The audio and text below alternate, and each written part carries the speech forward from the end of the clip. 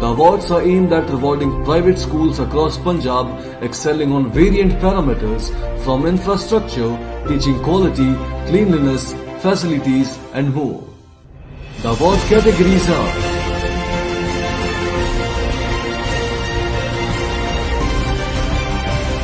the nominations for each category will be assessed by a team of renowned educationalists. The final call will be made after undergoing a professional and transparent evaluation process. All the school applicants will be given Appreciation Award for their contribution to educational growth in Punjab. The FAP State Awards are open to all private schools of FAP Punjab and the entry is free of cost. Last date to apply is 20th May.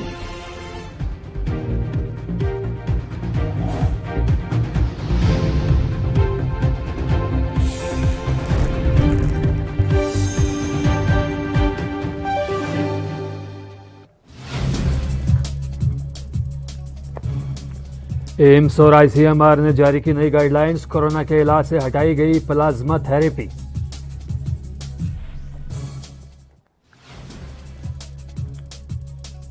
कोविड-19 प्रभावित देश के 9 राज्यों के 46 जिलाधिकारियों से PM Modi करेंगे संवाद। मुख्यमंत्री भी रहेंगे मौजूद।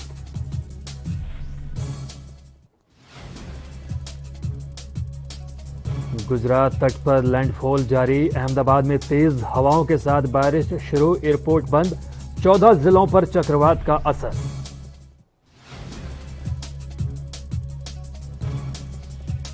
महाराष्ट्र में कोरोना संक्रमण के नए केस में रिकॉर्ड कमी।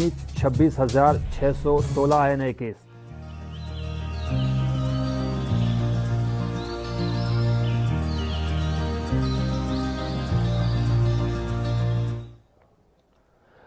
नमस्कार, स्वागत है आपका नमस्कार भारत में। मैं हूं जुबैर खान। देश भर में कोरोना वायरस महामारी का कहर जारी है। कोरोना के संक्रमण के मामलों में भले ही कमी दर्ज की गई हो, लेकिन कोविड से हो रही मौत अब भी चिंता का सबब है। केंद्रीय स्वास्थ्य मंत्रालय के मुताबिक देश में पिछले 24 घंटों में कोरोना के 2,81,000 नए केस सामने आए हैं, जबकि 3,78,000 से ज्यादा कोरोना मरीज डिस्चार्ज भी हुए हैं।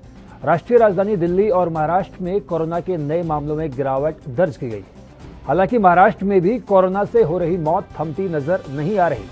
देश भर में फिलहाल कोरोना के 35 लाख से ज्यादा एक्टिव केस हैं। बीते 24 घंटों में देश में कोरोना के 2,81,386 नए मामले सामने आए। वहीं इस दौरान 4,106 लोगों की जान भी गई है।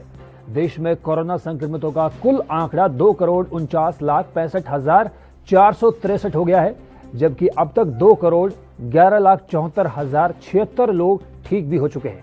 देश में कोरोना से मरने वालों का कुल आंकड़ा 2,74,390 है। भारत में कोरोना के अब तक एक्टिव केस 35,16,997 हैं।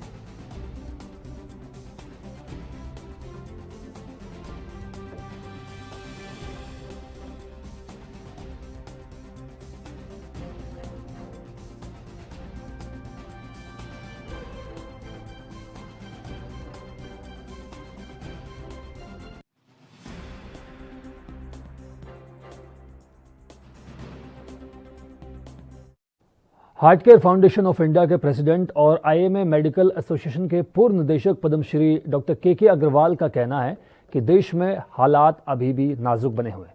उन्होंने कहा कि सोमवार रात 11:30 बजे तक उनका निधन हो गया। डॉक्टर के अग्रवाल को कोरोना संक्रमण के बाद एम्स के आईसीयू में भर्ती कराया गया था। के अग्रवाल ने अपने ट्विटर अकाउंट पर बीते 28 अप्रैल को यह जानकारी दी थी कि वो कोरोना संक्रमित हो गए हैं। उन्होंने कोरोना वैक्सीन की दोनों डोज ली हुई हैं। हालांकि कोरोना संक्रमित होने के बावजूद वो लोगों को एकजुट करने के उपाय कर रहे थे। इस बारे में आधिकारिक रूप से जानकारी देते हुए उन्होंने कहा कि काफी दुख के साथ ये कहना पड़ रहा है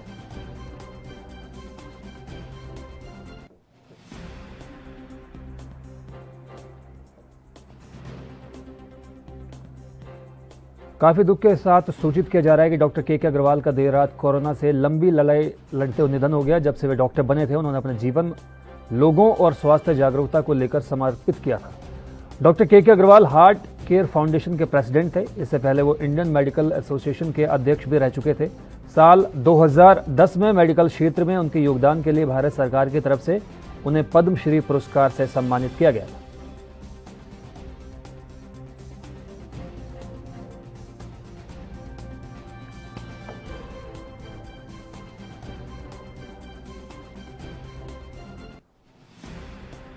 तो आपको बता दें कि इंडियन मेडिकल एसोसिएशन के पूर्व निदेशक डॉक्टर के अग्रवाल का लंबे समय से उनका एम्स में इलाज चल रहा था।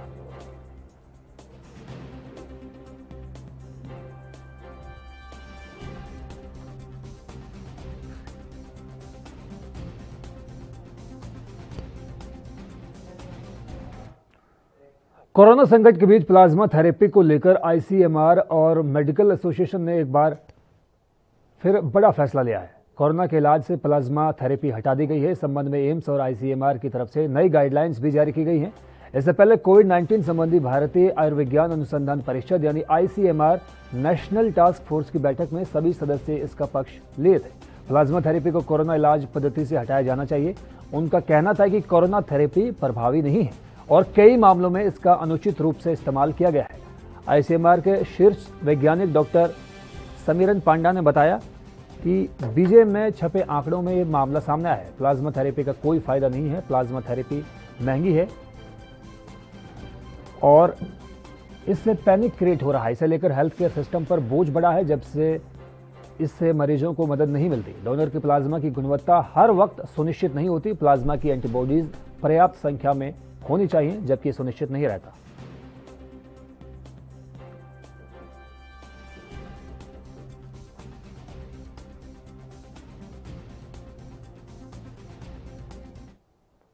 पूरे देश में कोरोना महामारी चल रही है। यूपी के मुख्यमंत्री योगी आदित्यनाथ के द्वारा कोरोना कर्फ्यू और लॉकडाउन लगाया गया है। बावजूद इसके मथुरा जनपद के कस्बा राय क्षेत्र में डीएम के आदेशों की खुलेआम धज्जियां उड़ाई जा रही हैं।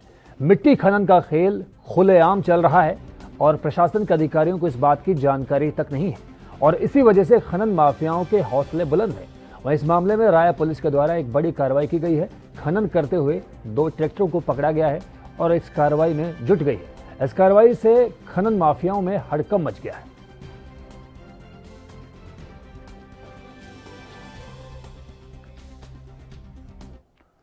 कोरोना के कहर के चलते पंजाब सरकार द्वारा लॉकडाउन का वक्त 31 मई तक बढ़ा दिया गया है। इसी के चलते पंजाब के मुख्यमंत्री कैप्टन अमरिंदर सिंह की तरफ से भी पंजाब के गांवों को अलर्ट किया गया। इसी के चलते बरनाला के गांव मलिया की पंचायत द्वारा पहरा लगाना शुरू हो चुका है। गांव की पंचायत और गांव वासियों की तरफ से गांव के चारों तरफ नाकाबंदी की गई है और हर आने जाने वाले गाड़ी को चेक किया जा रहा है। मोटरसाइकिल, कार का नंबर नोट किए जा रहे हैं। मोबाइल नंबर तक नोट किए जा रहे हैं। हाँ जी, ਜਿਹੜੀ कोरोना महामारी है जी ਹੁਣ ਪਿੰਡਾਂ ਵਿੱਚ ਵੱਧ ਰਹੀ ਹੈ ਜੀ। ਮੌਤ ਦਰ ਵੀ ਬਹੁਤ ਜ਼ਿਆਦਾ ਹੋ ਗਈ ਪਿੰਡਾਂ 'ਚ। ਜੋ ਪੰਜਾਬ ਸਰਕਾਰ ਦੀਆਂ ਗਾਈਡਲਾਈਨਾਂ ਅਨੁਸਾਰ ਪਿੰਡਾਂ ਵਿੱਚ ਠੀਕਰੀ ਪਹਿਰੇ ਵੀ ਲਗਾ ਰੱਖੇ ਆ ਤੇ ਆਪਣਾ ਜੋ ਧਰਮਸ਼ਾਲਾ ਸਾਂਝੀਆਂ ਥਾਵਾਂ ਸੀਗੀਆਂ ਉਹਨਾਂ ਤੇ ਬੈਠਣ ਦੇ ਪਾਬੰਦੀ ਲਾ ਦਿੱਤੀ ਇਕੱਠ ਤੇ ਮਾਸਕਾਂ ਜ਼ਰੂਰੀ ਕਰ ਦਿੱਤਾ ਪਿੰਡ 'ਚ। ਆਪਣਾ ਹਰ ਆਉਣ ਜਾਣ ਵਾਲੇ ਨੂੰ ਪਿੰਡ 'ਚੋਂ ਚੈੱਕ ਕੀਤਾ ਜਾ ਰਿਹਾ ਵੀ ਕੌਣ ਪਿੰਡ ਦੇ ਕਿਹਦੇ ਰਿਸ਼ਤੇਦਾਰ ਆ ਰਿਹਾ ਤੇ ਕੌਣ ਜਾ ਰਿਹਾ ਪਿੰਡ ਨੂੰ। ਨੋਟ ਕੀਤਾ ਜਾ ਰਿਹਾ ਜੀ ਵੀ ਜੋ ਗੱਡੀਆਂ ਪਿੰਡ 'ਚ ਆ ਰਹੀਆਂ ਨੇ ਜਾ ਰਹੀਆਂ ਨੇ। ਹਾਂਜੀ, ਗੁਰਦੁਆਰਾ ਸਾਹਿਬ ਅਨਾਉਂਸਮੈਂਟ ਕੀਤੀ ਗਈ ਹੈ ਵੀ ਵੱਧ ਤੋਂ ਵੱਧ ਆਪਣੀ ਕੋਰੋਨਾ ਮਹਾਮਾਰੀ ਤੋਂ ਸੁਰੱਖਿਅਤ ਰਹਿਣ ਲਈ ਮਾਸਕ ਜ਼ਰੂਰੀ ਤੇ ਇਕੱਠਾਂ ਨੂੰ ਪਾਬੰਦੀ ਕਰਤੀ। ਪੁਲਿਸ ਪ੍ਰਸ਼ਾਸਨ ਵੱਲੋਂ ਫੁੱਲ ਸਪੋਰਟ ਦਿੱਤੀ ਜਾ ਰਹੀ ਹੈ ਜੀ ਤੇ ਕੱਲ੍ਹ ਹੀ ਆਪਣੇ ਸਾਡੇ ਪੱਖੋ ਕੈਂਚਾ ਚੌਂਕੀ ਦੇ ਇੰਚਾਰਜ ਸਾਡੇ ਨਾਲ ਮੀਟਿੰਗ ਕਰਕੇ ਗਏ ਨੇ ਜੀ। ਹਾਂਜੀ, ਚੇਤਾਵਨੀ ਦੇ ਚੁੱਕਿਆ ਤੇ ਆਪਣਾ ਪੁਲਿਸ ਪ੍ਰਸ਼ਾਸਨ ਵੀ ਪਿੰਡ ਵਿੱਚ ਮੁਸਤੈਦੀ ਨਾਲ ਗੇੜਾ ਦੇ ਰਿਹਾ ਜੀ। ਪੁਲਿਸ ਪ੍ਰਸ਼ਾਸਨ ਵੱਲੋਂ 5 ਪਿੰਡ ਚੌਂਕੀ ਦੇ ਵਿੱਚ ਨੇ ਤੇ ਪੁਲਿਸ ਦੇ ਪੰਚਾਇਤਾਂ ਦੇ ਮੋਹਤਬਾਰ ਬੰਦਿਆਂ ਦੇ ਸਹਿਯੋਗ ਨਾਲ ਅਸੀਂ ਠੀਕਰੀ ਪਹਿਰੇ ਲਾ ਦਿੱਤੇ ਗਏ ਨੇ ਔਰ ਸਾਰੇ ਪਿੰਡਾਂ ਦੇ ਵਿੱਚ ਆਉਣ ਜਾਣ ਵਾਲੀ ਜਿਹੜੀ ਐਂਟਰੀ ਆ ਉਹਨਾਂ ਤੇ ਪਹਿਰੇ ਦੇ ਦਾ ਬਾਹਰਲੇ ਬੰਦੇ ਨੂੰ ਪਿੰਡ ਆਉਣ ਤੋਂ ਪੁੱਛਿਆ ਜਾਂਦਾ ਵੀ ਬਾਹਲਾ ਟਾਈਮ ਉਹਨੂੰ ਅੜਕਣ ਨਹੀਂ ਦਿੱਤਾ ਜਾਂਦਾ। ਮਾਸਕ ਅਤੀ ਜ਼ਰੂਰੀ ਕਰਤਾ ਹੈ। ਅਗਰ ਜੇ ਫਿਰ ਵੀ ਕੋਈ ਮਾਸਕ ਨਹੀਂ ਪਹਿਨਦਾ ਤੇ ਉਹਨੂੰ ਪ੍ਰੇਮ ਨਾਲ ਸਮਝਾਇਆ ਜਾਊਗਾ। ਉਸ ਤੋਂ ਬਾਅਦ ਕਾਰਵਾਈ ਕੀਤੀ। ਕਾਫੀ ਹੱਦ ਤੱਕ ਇਹਦੇ ਨਾਲ ਇਹਦੇ हरिद्वार के पथरी थाना क्षेत्र के रानी माजरा से लापता संजीव मामले में पथरी पुलिस ने बड़ा खुलासा किया है। पथरी पुलिस ने प्रेस नोट जारी करके जानकारी दी है कि लापता संजीव की हत्या उसकी पत्नी अंजना ने अपने प्रेमी संग मिलकर की थी। आपको बता दें कि संजीव 9 मई से लापता था, जिसके बाद पुलिस ने मामले को गंभीरता से लिया और संजीव की तलाश तेज की। लेकिन पुलिस की शक की सुई संजीव की पत्नी अंजना पर घूम रही थी। पुलिस ने अंजना से पूछताछ की तो अंजना टूट गई और पूरे मामले का खुलासा हो गया।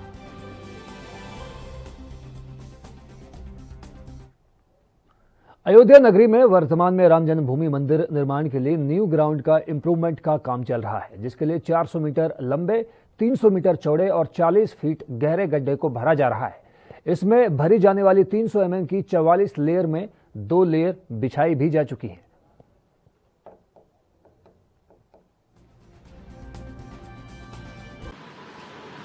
गर्भगृह में हवन पूजन वाला काम हुआ और नवग्रह वाला पूजा पाठ हुआ, उनको स्थापित कर दिया गया। जो मतलब प्रधानमंत्री जिस दिन आए थे, जो सब काम हुआ था वो सब काम आज पूरा कर लिया गया। प्रधानमंत्री जी ने 9 शिलाएं जो पूजित किया था, उनका क्या किया गया है? आज 9 शिलाओं को स्थापित कर दिया गया। इसके अलावा और भी कोई चीज़ स्थापित की गई है? कोई कलश भी है? हाँ, कलश जो आए थे वो सब स्थापित कर दिए गए और हवन भी हुआ था। ट्रस्टियों में चंपत राय जी थे, हम थे, अनिल मिश्रा जी थे और कुछ बाहर वाले भी आ गए थे। महाराज जी, क्योंकि भूमि की नींव तो खोदी जा चुकी है और अब नींव भरने का काम भी किया जा रहा है, तो ये बहुत ज़रूरी था जो प्रधानमंत्री द्वारा पूजित सामान थे उसको नींव में रखना। हाँ, वो काम हमको पूरा सफलता मिल गया और हम लोग आज पूजा कर लेंगे। हरियाणा के हिसार में सीएम के दौरे का विरोध किया गया, जिसकी बीजेपी प्रवक्ता वंदना पोपली ने कड़ी निंदा की। वंदना ने कहा कि वैश्विक बीमारी कोविड के दौर में जहां सभी लोग एक दूसरे का सहयोग कर रहे हैं और मुख्यमंत्री लगातार जमीन पर उतरकर सभी चीजों को व्यवस्थित करने में जुटे हुए हैं, प्रत्येक जिले में जाकर अधिकारियों से मिल रहे हैं और खुद जमीनी स्तर पर चीजों की जांच कर रहे हैं। इसी कड़ी में हिसार में 500 बेड के हॉस्पिटल के उद्घाटन और व्यवस्था को देखने के लिए हिसार पहुंचने पर उनका विरोध किया गया। उन्होंने कहा कि विपक्षियों की मानसिकता को इस तरह की घटना ने सामने ला दिया है। पूरे देश और प्रदेश ने देख लिया है कि कुछ जत्थेबंदियों के नेताओं को ना किसानों से कुछ लेना देना है, ना ही इनको आंदोलन से कुछ मतलब है, ना ही जो बीमार लोग हैं उनसे कुछ मतलब है।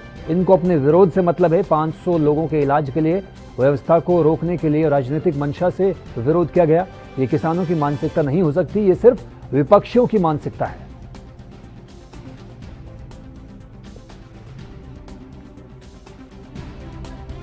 जो भी कुछ हिसार में हुआ, मुझे लगता है कहीं ना कहीं एक प्रश्न चिन्ह लग गया मानवता पर। मुख्यमंत्री जी हिसार गए थे 500 लोगों के इलाज की व्यवस्था करने के लिए, एक अस्पताल का उद्घाटन करने के लिए। ऐसा नहीं है कि मुख्यमंत्री जी पहली बार निकले हैं इस दूसरी लहर में। लगातार वो जनता के बीच में हैं, वो लोगों के बीच में जा रहे हैं। जितने भी प्रशासनिक अधिकारी हैं उनसे बात कर रहे हैं। उनको अगर कहीं पर लगता है कुछ खामियां हैं, उनको दुरुस्त करने का उन्होंने लगातार प्रयास किया। लेकिन आज जो हिसार में जिस तरह से विरोध किया गया, तो ये साफ दिखाई दे रहा है जो मानसिकता है किसानों की नहीं है, ये विरोधियों की मानसिकता है, जो जिनको कहीं से भी कुछ भी मतलब नहीं है। ना उनको किसानों से मतलब है, ना उनको आंदोलन से मतलब है। उनको सिर्फ मतलब है विरोध करने से, कि कैसे भी करके सरकार का विरोध किया जाए, मुख्यमंत्री जी का विरोध किया जाए। इस वैश्विक बीमारी के समय में जब सभी लोग एक दूसरे का सहयोग कर रहे हैं और उस समय पर आकर विरोध करना कहीं ना कहीं जो सही चेहरा है विरोधियों का, मुझे लगता है कि पूरे के पूरे देश ने भी देख लिया, प्रदेश ने भी देख लिया।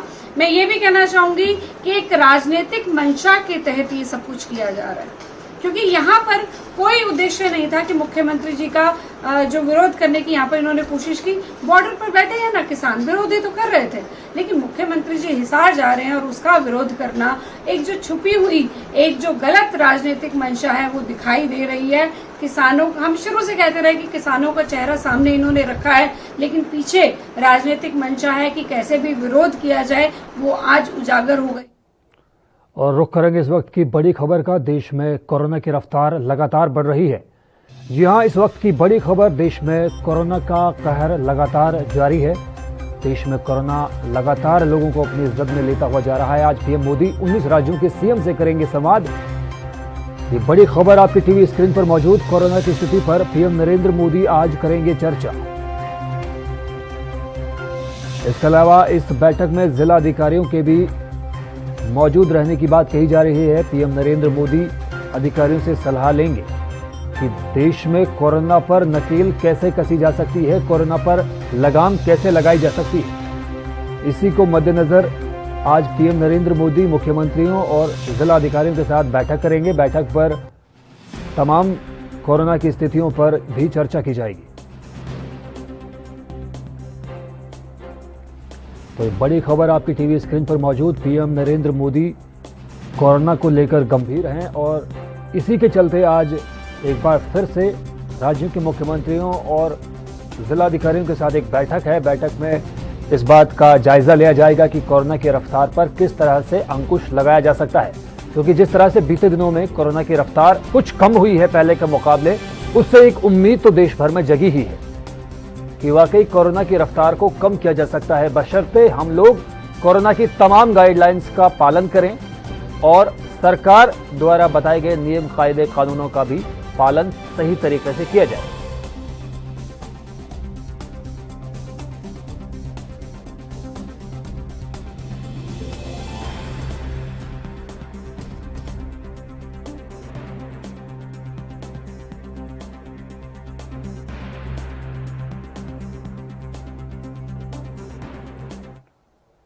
उधर यूपी के अयोध्या पहुंचे अपर मुख्य सचिव सिंचाई और जनपद के नोडल अधिकारी टी वेंकटेश द्वारा कोविड के संबंध में विकास भवन सभागार में आवश्यक समीक्षा बैठक की गई। समीक्षा बैठक में कहा गया कि ऐसी कार्रवाई की जाए जिससे कोविड का प्रसार न हो सके और लोग इसके प्रोटोकॉल का पालन भी करें, आम लोगों को आवश्यक सुविधाएं मिलती रहें। ये बैठक जिलाधिकारी अनुज कुमार के नेतृत्व में कोविड कमांड कंट्रोल रूम विकास भवन में संपन्न हुई। हम लोग एक एक चीज़ आज देखेंगे। पहले हम कंट्रोल रूम से स्टार्ट किए हैं। कंट्रोल रूम में कितने कंप्लेंट्स पर डे आ रहे हैं, अप्रैल के साथ मई का कंपैरिजन कैसा रहा, पर डे रेस्पॉन्स हमारा क्या है, किस टाइप के कंप्लेंट्स आ रहे हैं, कितने का हमने क्विकली रिड्रेसल किया है, इसका भी एनालिसिस चल रहा है। इसके बाद हम हॉस्पिटल भी जाएंगे, फिर गाँव का भी विजिट करेंगे, वहाँ हमारे RRPs का, कॉन्टैक्ट ट्रेसिंग का, वैक्सीनेशन का काम देखेंगे। सर, ऑक्सीजन प्लांट की बात जहाँ तक की जाए तो कहाँ का लगाया जा रहा है? ऑक्सीजन प्लांट्स आपको डीएम साहब डिटेल्स में देंगे। काफ़ी जगह टेंडर हो गया है। सप्लाई और डिमांड का फिगर्स भी आपको डीएम साहब देंगे। सर, ऑक्सीजन की बात करें तो किस तरीके से ऑक्सीजन यहाँ पे उपलब्ध कराई जा रही है? क्या आपने इसके बारे में मीटिंग में बात किया? अभी हम अभी डिटेल्ड में हम लिए हैं मीटिंग। आपको एक हम हरियाणा के सरकारी कर्मचारियों के सबसे बड़े संगठन सर्व कर्मचारी संघ ने पिछले एक साल के भीतर 6,500 से ज्यादा कर्मचारियों को नौकरी से निकाल दिए जाने का आरोप लगाया। संघ के प्रदेश अध्यक्ष सुभाष लांबा और महासचिव सतीश सेठी ने निकाले गए कर्मचारियों के ब्यौरे के साथ मुख्य सचिव विजय वर्धन को एक पत्र भी लिखा और साथ ही नौकरी से निकाले गए इन कर्मचारियों को वापस नौकरी पर लेने की मांग की। हरियाणा कांग्रेस के अध्यक्ष कुमारी सैलजा, इनेलो महासचिव और हरियाणा विधानसभा में विपक्ष के पूर्व नेता अभय सिंह चौटाला और कांग्रेस के राज्यसभा सांसद दीपेंद्र सिंह हुड्डा ने अलग अलग बयानों में सरकार के इस फैसले की कड़ी आलोचना की। सर्व कर्मचारी संघ हरियाणा के मुताबिक छंटनी का सबसे ज्यादा शिकार आउटसोर्सिंग पर लगे कम वेतन वाले तृतीय और चतुर्थ श्रेणी कर्मचारी हो रहे हैं।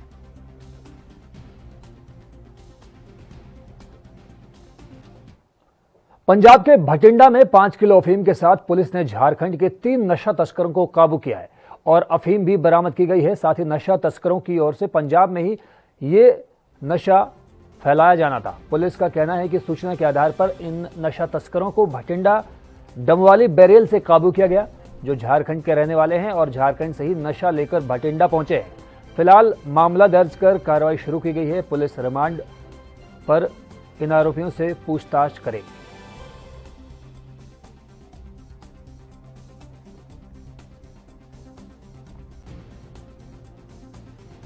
16/5/2021 ਨੂੰ ਸਹਾਇਕ ਥਾਣੇਦਾਰ ਦਰਸ਼ਨ ਸਿੰਘ ਨੇ ਮੈਨੂੰ ਫੋਨ ਤੇ ਇਤਲਾਹ ਦਿੱਤੀ ਕਿ ਉਸਨੇ ਜਿਹੜਾ ਡੂਮ ਵਾਲੀ ਦਾ ਫਾਟਕ ਆ ਉੱਥੇ 3 ਝਾਰਖੰਡ ਦੇ ਵਿਅਕਤੀਆਂ ਨੂੰ ਇੱਕ ਕਿੱਟ ਬੈਗ ਸਮੇਤ ਕਾਬੂ ਕੀਤਾ ਤੇ ਸ਼ੱਕ ਆ ਵੀ ਉਹਦੇ 'ਚ ਕੋਈ ਨਸ਼ੀਲੀ ਵਸਤੂ ਆ, ਜਿਸ ਤੇ ਮੈਂ ਮੌਕੇ ਤੇ ਪੁੱਜ ਕੇ ਤੇ ਸ਼੍ਰੀ ਬਲਵਿੰਦਰ ਸਿੰਘ DSP ਦਿਹਾਤੀ ਬਠਿੰਡਾ ਨੂੰ ਵੀ ਮੌਕੇ ਤੇ ਬੁਲਾ ਲਿਆ।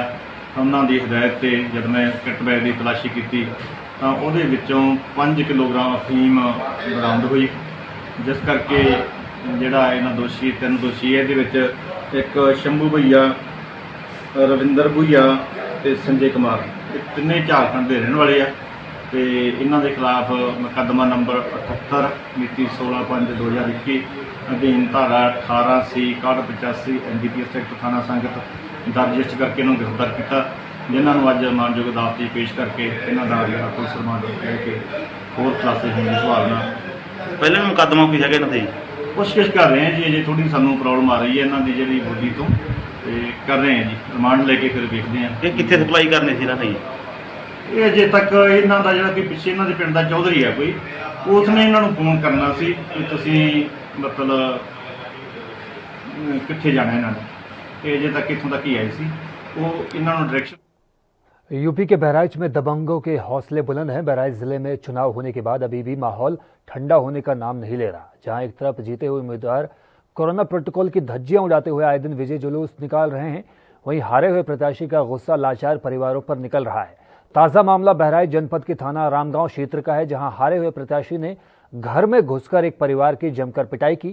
परिवार के कई सदस्य इसके बाद घायल हो गए हैं। उनका कहना है कि तुम्हारे वोट ना देने की वजह से हम हार गए। इसको लेकर दबंगों ने परिवार की पिटाई की।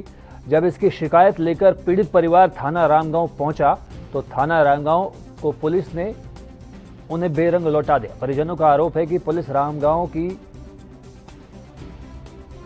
ने उन्हें गालियां भी दी और अभद्र भाषा का इस्तेमाल किया। सभी घायलों का इलाज बहराइच मेडिकल कॉलेज में चल रहा है।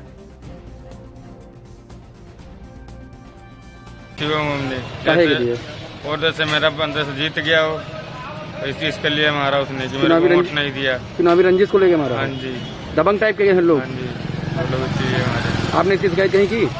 शिकायत करने गए थे यहाँ पे थाना रामगांव में, तो पुलिस वाले ने रात में गाली भी दिया, मेरे भाई ने बोला तो इसलिए कि तो हमारा कैंडिडेट जीत गया, वो सब हार गए तो घर में से निकाल मार थे कि हमका सबको जिताए ना हो, तो भाई को हमें से मार के घूरन दाँत दिन। कौन लोग मार रहे हैं? शिवम है, सोले है, गुन्नू है, कमलेश है, मनसा है और विजय है।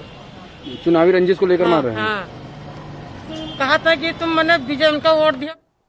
हरियाणा के पलवल में जिला स्वास्थ्य विभाग द्वारा आर्यनगर स्थित हनुमान मंदिर में जिला रेड क्रॉस सोसाइटी और वैश्य अग्रवाल सभा के संयुक्त तत्वाधान में मुफ्त वैक्सीनेशन शिविर का आयोजन किया गया। इस दौरान जिला रेड क्रॉस सोसाइटी के प्रशिक्षण अधिकारी महेश मलिक ने बताया कि केंद्र सरकार के दिशा निर्देश अनुसार जिले में वैक्सीनेशन शिविरों का आयोजन किया जा रहा है। इसी क्रम में सामाजिक संस्थाओं के सहयोग से पलवल में वैक्सीनेशन शिविर का आयोजन किया गया। शिविर में लोगों को निःशुल्क मास्क भी बांटे गए। उन्होंने बताया कि वैक्सीनेशन से ही कोविड-19 वैश्विक महामारी को रोका जा सकता है। उन्होंने लोगों से अपील की कि वैक्सीन लगवाने के लिए अपना पंजीकरण जरूर करवाएं। हमारी कोशिश है कि कोई भी वैक्सीनेशन कैंप में आए और भीड़ में गैदरिंग करके कहीं कोविड पॉजिटिव ना हो जाए, उसके चलते अपना कैंप के अंदर एक व्यवस्था बनाई गई है कि थोड़ा शारीरिक दूरी बनाएं। साथ ही साथ उनको रेड क्रॉस की तरफ से अपना मास्क वितरित किए गए हैं ताकि कोई भी संक्रमित ना हो और संक्रमण से बचाव होगा तो हमारा समाज सुरक्षित रहेगा। उद्देश्य है कि लोगों को डिसिप्लिन तरीके से और वो जो वैक्सीन है वो मिल जाए। क्यों? वैक्सीन अब एकमात्र साधन रह गया जिससे लोग बच सकते हैं। तो जिस तरह हॉस्पिटल में भीड़ लग रही है या बहुत ज़्यादा लोग इकट्ठे हो जाते हैं, उससे वजह फ़ायदा के नुकसान हो रहा था।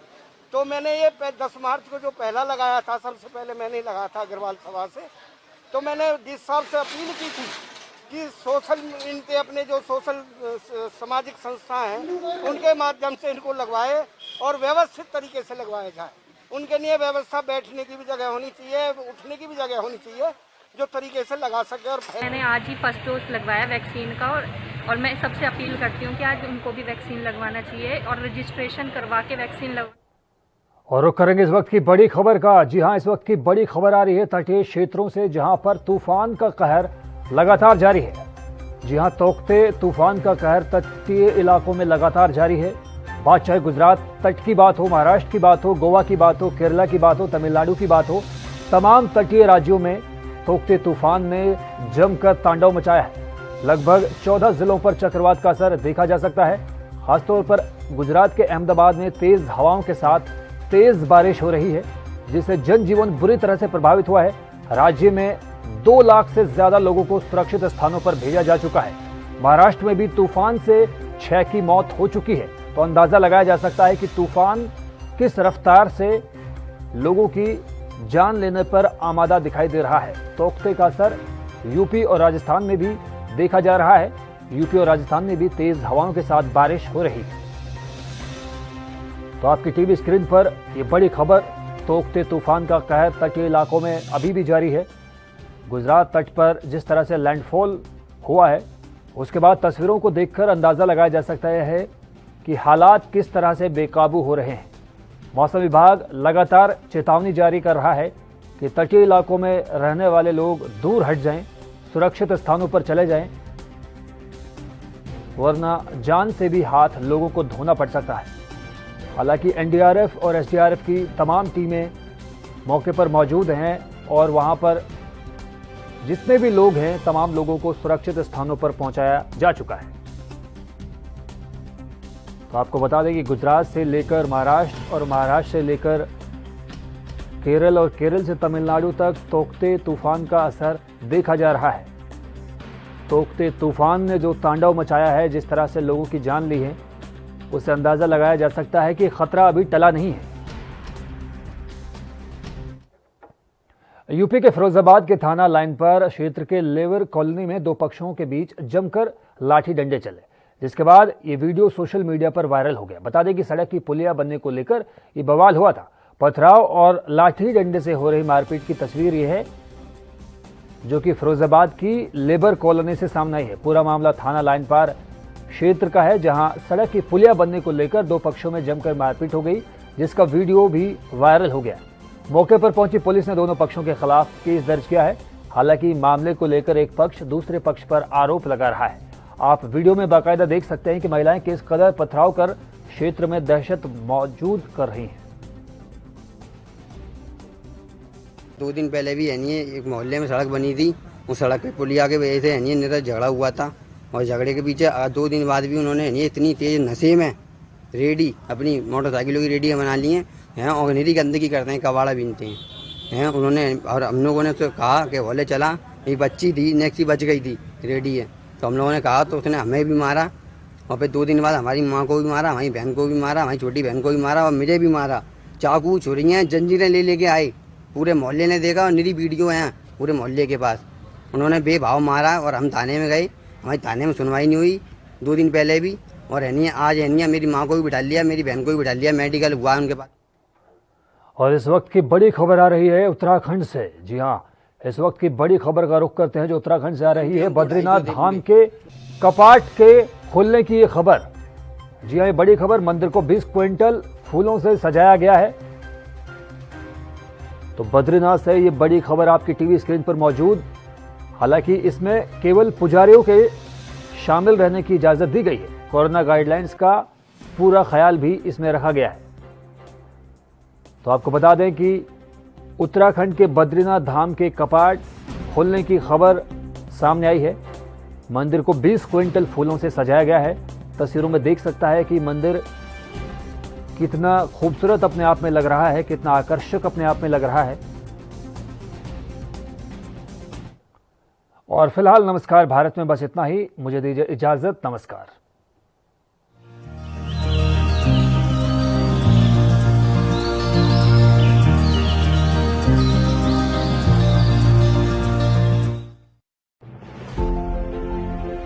To honor the contribution of private schools in Punjab, the Federation of Private Schools and Associations of Punjab is organizing the first of its kind FAP State Awards. The awards are aimed at rewarding private schools across Punjab excelling on variant parameters from infrastructure, teaching quality, cleanliness, facilities and more. The award categories are